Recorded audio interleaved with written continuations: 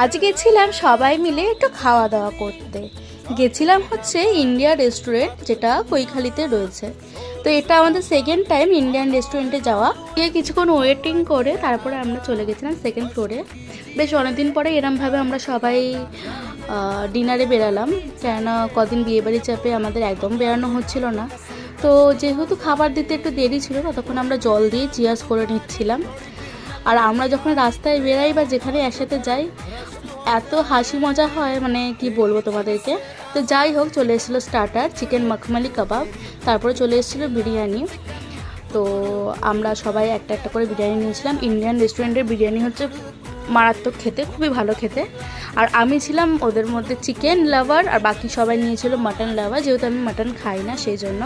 আর এখানে বাজি ধরেছিল যে নাল্লি থেকে ভেতরে যে জেলিটা থাকে ওই জেলিটা বার করা, তো সোরাদা বার করে দেখিয়েছে। তারপরে বাড়ির জন্য পার্সেল নিয়ে নিয়েছিলাম। এই হচ্ছে টোটাল বিল।